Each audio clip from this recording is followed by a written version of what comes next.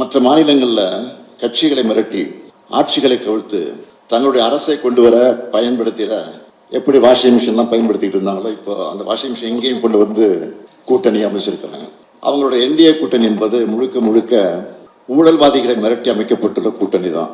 கடந்த அதிமுக ஆட்சி காலத்தில் இருந்த முன்னாள் அமைச்சர்கள் பல பேர் ரெய்டுகளுக்கு ஆளானாங்க. 10 பேர் மேல டிவிஎஸ்சியில் வழக்குகள் இருக்கு. ஆனால் கூட்டணிக்காக அவங்களை இப்போ பாதுகாத்துட்டு இருக்காங்க. இன்னும் சொல்லணும்னா முன்னாள் அமைச்சர்கள் சில பேர் மேல எஃப்ஐஆர் கூட பதிவு பண்ண விடாம நீண்ட ஆண்டு காலமா ஆளுநர் மூலமா நிறுத்தி வச்சிருக்கிறாங்க. இந்த லட்சணத்துல இப்போ இடி, ஐடி, சிபிஐ ஆகியவற்றை வச்சு எங்களையும் மற்றான்னு பார்க்குறாங்க.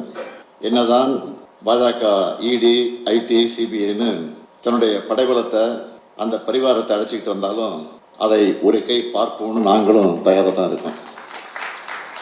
இடி இதுவரைக்கும் பதிவு செஞ்ச 8000த்துக்கு அதிகமான வழக்குகளில் எத்தனை வழக்குகள் முழுமையாக நடந்திருக்கு? அவங்களோட உண்மையான கன்விக்ஷன் ரேட் என்ன? ஊழல் குற்றச்சாட்டுக்கு உள்ளானவங்க எல்லாரும் உடனடியாக யாரு கூட கூட்டணி சேர்றாங்க?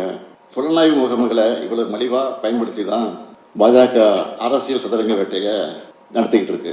அதுக்கு என்டிஏன்னு இந்த கூட்டணிக்கு பேரு. மக்கள் பாஜகவை நம்பணும்னு பழனிசாமி போன்ற ஆமாம்சாமிங்க பாஜகவின் கிழக்கழக செயலாளரை வச்சுக்கிட்டு டப்பா என்ஜின் எடுத்துக்கிட்டு உள்ள வர நினைக்கிறாங்க.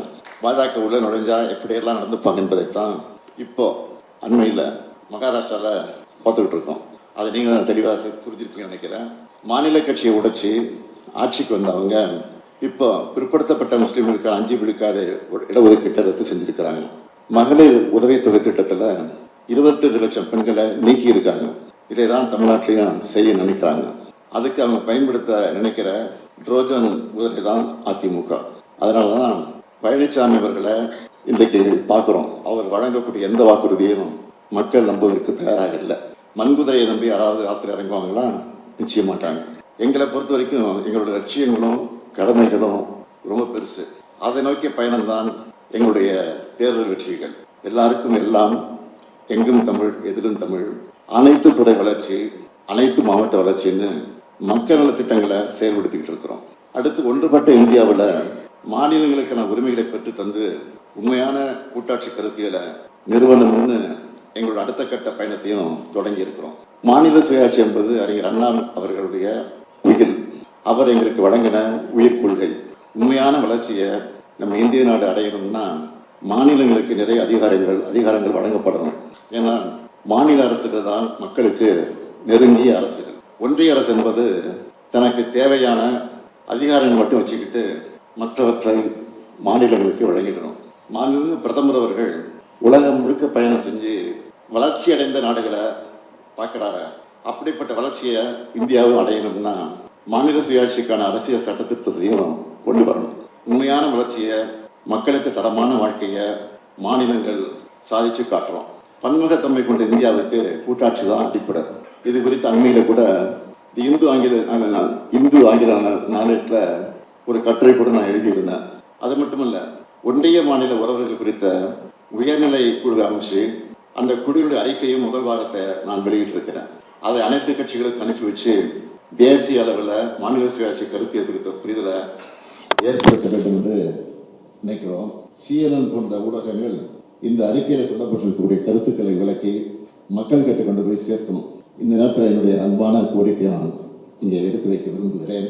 எங்களை பொறுத்த வரைக்கும் சமத்துவம், சமூக நீதி, மதச்சார்பின்மை, சகோதரத்துவம், மாநில சுயாட்சி உள்ளிட்ட கருத்தியல்கள் குறித்து இந்தியா முழுக்க ஒரு பரந்துபட்ட பார்வை உருவாக வேண்டும் என்று நினைக்கிறோம். அதுதான் இந்தியாவுக்கு உண்மையான வளர்ச்சி பாதையை உருவாக்கும்னு நான் நினைக்கிறேன். அந்த பாதையை காட்டுவதற்கான வழியாக தான் திராவிட மாடலை நாங்கள் அடையாளம் காட்டுகிறோம். இந்த பணியிலிருந்து நாங்கள் ஒருபோதும் பின்வாங்க மாட்டோம். நான் மக்களை நம்புகிறவன். மக்களுக்கான எங்களுடைய பயணத்தை யாராலும் தடுத்து நிறுத்த முடியாது.